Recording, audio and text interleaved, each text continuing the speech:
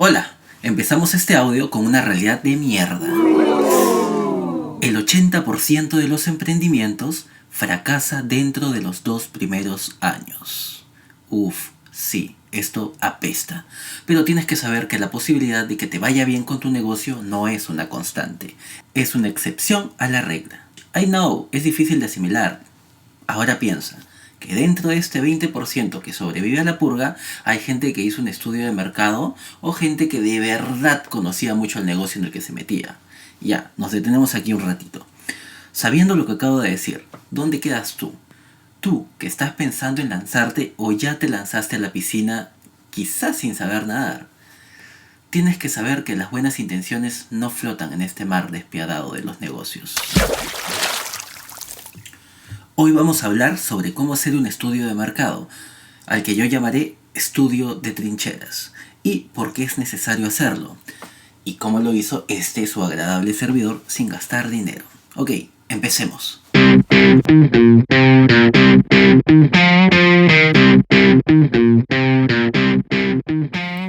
Y Omar, ¿qué es un estudio de mercado? Muy buena pregunta, quien quiera que seas. Respondiendo. Es el estudio y el análisis de la viabilidad de un proyecto. Hay algo importante aquí, otra dolorosa realidad. Después de hacer nuestro estudio, podemos encontrar que el negocio no es viable y la idea se tendría que reformular o, en el peor de los casos, olvidar.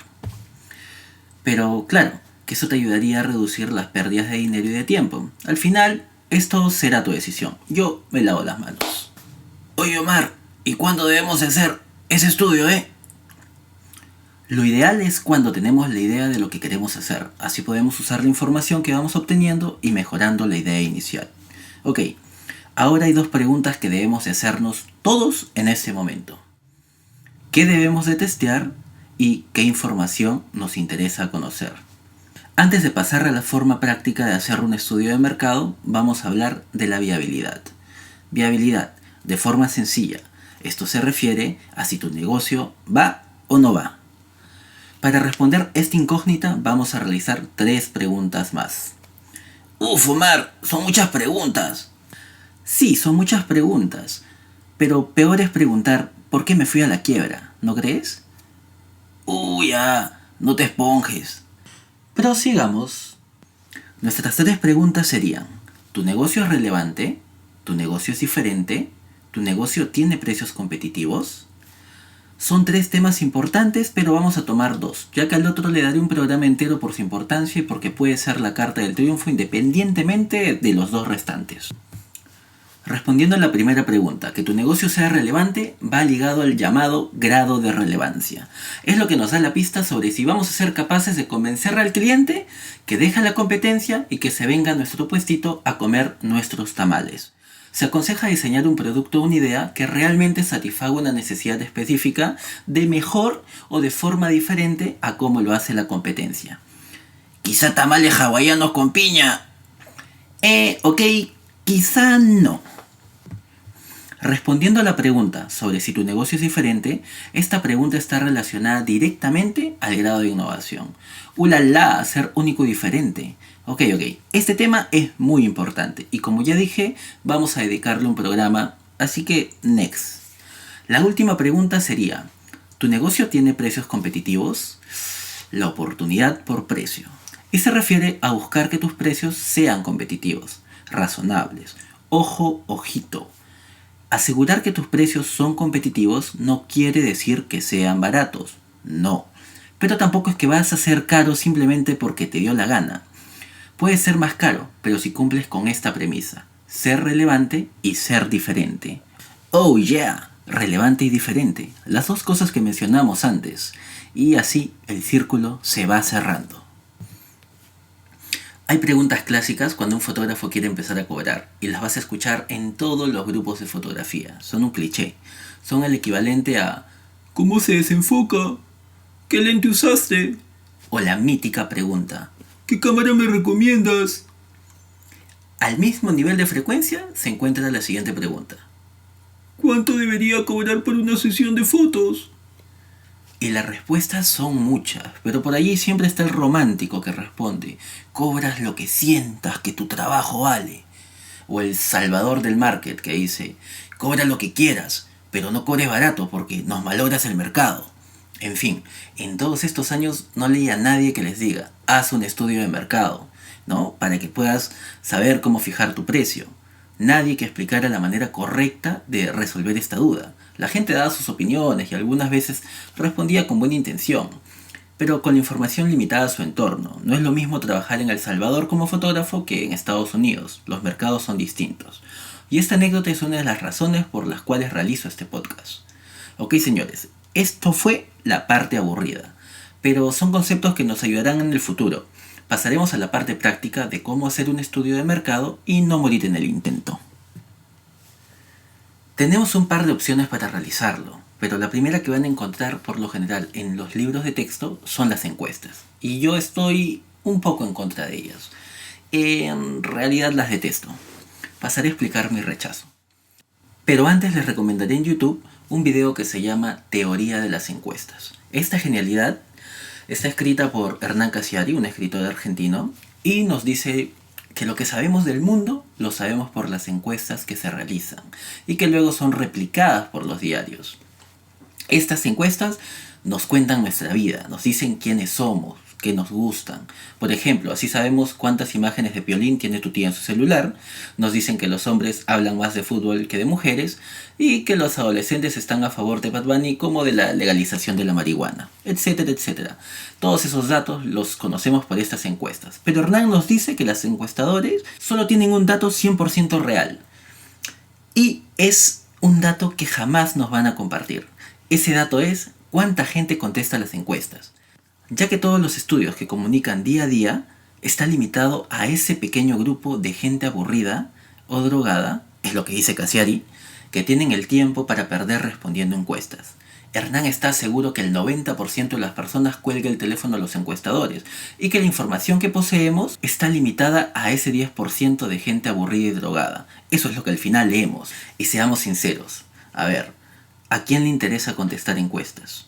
Y si lo haces, es por obligación, lo haces mal o mientes, pues nos vale madres perder el tiempo en algo que no van a poder corroborar que nosotros dijimos. En resumen, para mí las encuestas no son confiables y encima son costosas. Ok, Omar, entiendo, no te gustan las encuestas. Entonces, ¿cómo voy a hacer para recolectar información sin usar encuestas? Explícame, P. Pues bien, yo me hice la misma pregunta y ahora pasaré a contar mi experiencia y cómo logré hacerlo sin vender mi alma al diablo. Voy a intentar ser conciso con mi historia, ya que a futuro ya contaré un poco más de detalles. Nos vamos a centrar en la parte del estudio de mercado, que para eso pagaron, ¿no? Ok, yo tomé 3 puntos en los que consideré que necesitaba información: precios, estilos y opiniones de los clientes. Piensen en mí como una persona que desconocía el mercado totalmente, ya que antes de esto yo vivía en Perú, en una choza de la sierra creando llamitas. Algo así. Ok, empecé primero dividiendo el mercado en 2 segmentos, el gringo y el latino. Escogí al gringo, porque son los que mejor pagan debido a sus ingresos, ya que son más altos y son más afines a apreciar el arte. Además era el más desconocido para mí y lo hacía más interesante. En realidad estaba muy intrigado por el mercado americano. Era como la amiga de tu amiga de la que te hablan mucho y te dan ganas de conocer. ¿Ya? Para que me entiendan. Ahora vienes y me dices: bro, ¿por qué no elegiste los dos? Así te caen más clientes. Y yo te digo: cállese la boca. En negocios siempre es mejor la especialización en un segmento para poder ser más efectivos en tu publicidad, definir tu precio, etc. Ahora, no se trata de tenerle miedo al número de clientes que podamos tener, sino a la diferencia de sus gustos. Así, por ejemplo, el mercado asiático va a ser muy distinto al mercado europeo. De esas diferencias ya te hablaré luego. Una vez definido el segmento con el que quería trabajar, el americano por supuesto, lo que hice fue googlear las palabras que yo pensé que serían usadas por las novias que buscaban un fotógrafo. Por ejemplo, busco fotógrafos de boda en Virginia, el mejor fotógrafo de bodas de mi ciudad, fotógrafo barato en Richmond, etc. Y me puse a separar a los de las primeras hojas en estas búsquedas. Allí descubrí que en las primeras búsquedas Y en las primeras páginas siempre estaban los sitios web llamados Wedding Wire y The Knot. Esa fue una información muy importante y llamativa, así que la anoté un costadito y seguí con lo mío. Debo de haberme dado la molestia de revisar unos 200 perfiles de fotógrafos o 200 páginas web. Pero claro, no es que me quedaba horas viendo sus páginas. Aquí otro dato importantísimo. Primero, ¿saben lo que es el tiempo de permanencia? Ok, los voy a desasnar. El tiempo de permanencia es la medición del tiempo de un usuario que pasa en una web y nos indica su nivel de engagement, o yo le digo enamoramiento. Y aquí viene el dato interesante. El tiempo promedio de los usuarios en una página web es de, a ver, adivinen, ¿cuánto? ¿5 minutos? ¿Quizá 10? ¿Quizá 15? No, mijo, el tiempo de permanencia promedio es de 40 segundos. Entonces yo pasaba entre 1 y 2 minutos en las páginas web como máximo. Y esto es una decisión adrede, ya que si los usuarios van a pasar poco tiempo, necesitas pensar como usuario para ver qué es lo que te impacta. No pienses como artista en este punto, piensa como potencial cliente. ¿Y qué hace un cliente si la primera foto que vio le pareció fea? Pues cierra y pasa al siguiente fotógrafo de la lista. Y tienen que entender que la oferta de fotógrafos de boda aquí en mi ciudad es inmensa. Hay cientos. Encontrar 200 fotógrafos no fue nada difícil. Entonces empecé a depurar y me encontré con que habían unos 50 fotógrafos de los 200 que me parecían como los top para mí. Entre diferentes estilos, diferentes web, diferentes nichos de mercados a los que apuntaban. Entonces mi primera meta fue meterme dentro de esos 50 fotógrafos. Era una meta personal. Después de descartar los otros 150 fotógrafos, volví con los 50 sobrevivientes y allí me percaté de la siguiente característica del mercado. Y fue la luz. Literal, hermano, fue la luz. La luz que usaban los fotógrafos, de 50, solo 4 tenían un estilo distinto. Y me refiero a la luz, pues sus fotografías son un poco sobreexpuestas. Para que me entiendan un poco más, pongan pausa en este hermoso podcast y váyanse a la página noblepresets.com, www.noblepresets.com. Las fotos que ven allí definen la excelencia, a lo que aspiran mucho de los fotógrafos de boda. Y es muy lindo, se ve muy limpio y la gente se ve muy blanca y todo lleno de luz y le da un toque mágico, angelical. Pero a mí ese estilo no me gusta mucho. Yo venía de aprender con profesores europeos, por lo general alemanes y rusos, y si revisan la fotografía en esos lares verán que es mucho más oscura, más contrastada, y es la que a mí me gusta. Eso fue un dato muy importante para mí, ya que me daba cuenta que meterme en ese segmento de parejas que les gusta la fotografía más oscura o diferente al resto, sería mucho más fácil. Como dicen mis amigos mexicanos, es más fácil agarrarse a vergazos con 4 que con 50. Ahora, aquí tendrían que tener una charla con ustedes mismos. Si a ustedes les parece bien trabajar con un estilo de fotografía que no les convence mucho, pero eso va a ayudarlos a incrementar su posibilidad de éxito con respecto a sus ventas, bueno, tienen que ponerle una balanza. Aquello que disfrutan más versus aquello que les puede dar más opciones de éxito. Eso es algo personal. Ok, una vez obtenido el tamaño de mi muestra en mi estudio, paréntesis, una muestra es el tamaño de personas a las cuales voy a analizar o encuestar. En este caso mi muestra era de 50, o sea 50 fotógrafos. Cierro paréntesis. Definida mi muestra, entonces procedí a encuestarlos. What the fuck, bro, si dijiste que las encuestas eran el diablo, me has traicionado. Tranquilo, mi querido follógrafo. Ahora les explicaré el truco. Pues sin más rodeo, el truco fue travestir mi identidad virtual. Requete, what the fuck, bro, ¿qué hiciste? Así es, todo en aras de mantener una información confiable. Me mutilé la virilidad virtual y me creé una cuenta de mujer. En realidad fueron 3, así que le agregué un trastorno de personalidad múltiple a mi cibertravestismo. Ya, I know, están un poco confundidos. Simple, me creé 3 cuentas de Facebook falsas con todas las restricciones del mundo y sus respectivos correos electrónicos.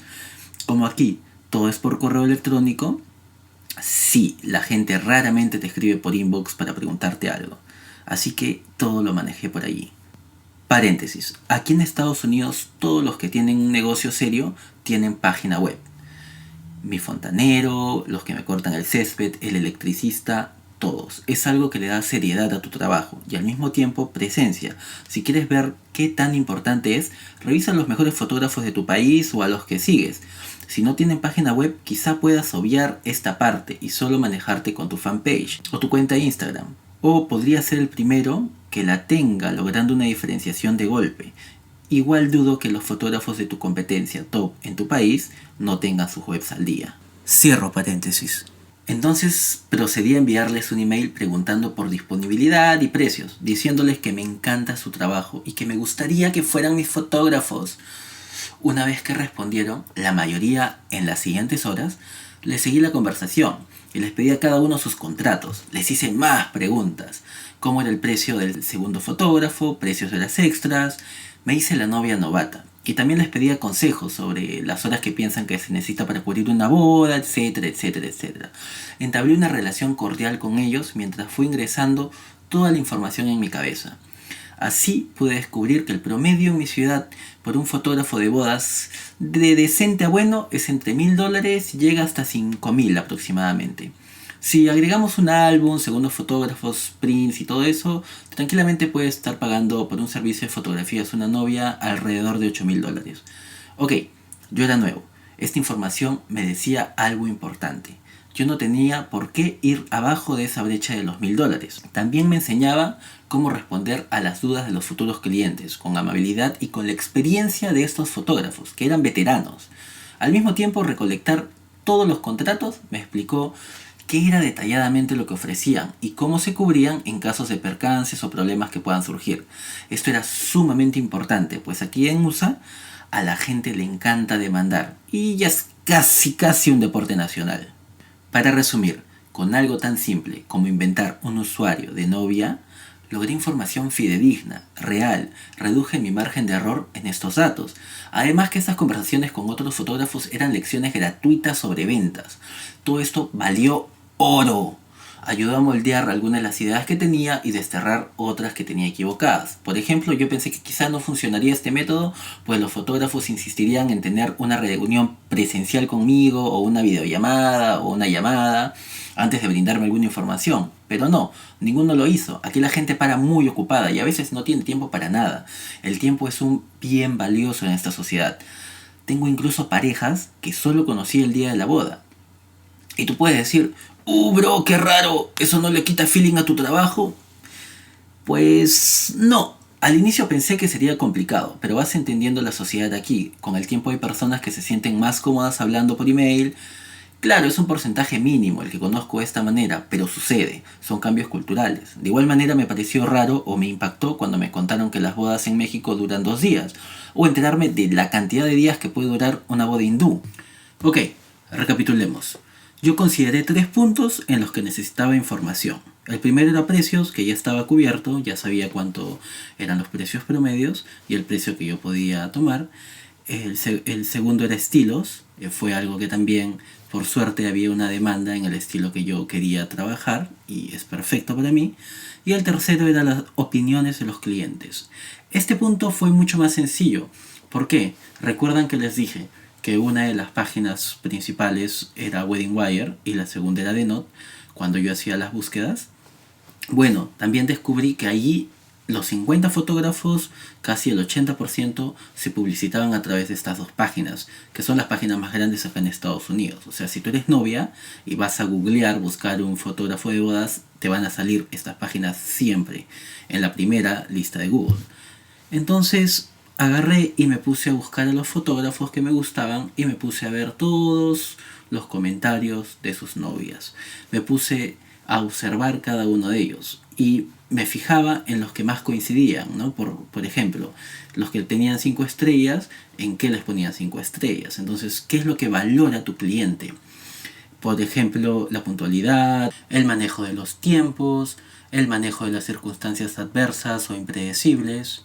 Yo me di cuenta de algo. Una de las cosas que más valoraban era el tiempo de entrega. Y también en ese punto los fotógrafos era donde tenían sus peores calificaciones, en los tiempos de entrega. Entonces yo sabía que tenía que trabajar con eso para no tener un mal review, porque también esto es algo importante. Aquí en Estados Unidos casi todo se maneja a base de los comentarios y de las estrellas que te dejan. El buen servicio, ¿no? Es algo muy valorado para las personas. ¿Por qué? porque no tienen mucho tiempo, entonces se van a los comentarios y todo, y si el fotógrafo está con 5 estrellas es algo muy importante para los clientes. Ok, eso es todo en este capítulo, espero que les haya gustado. En el siguiente programa vamos a hablar sobre la diferenciación, que es algo que quedó pendiente y es uno de los temas más importantes para su servidor. También es una de las cosas más difíciles de lograr, ser único y diferente.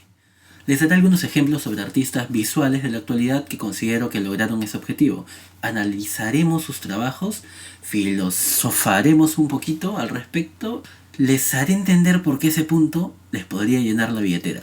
No olviden suscribirse a mi Spotify y mi Instagram y no sean miserables. Nada más, nos fuimos.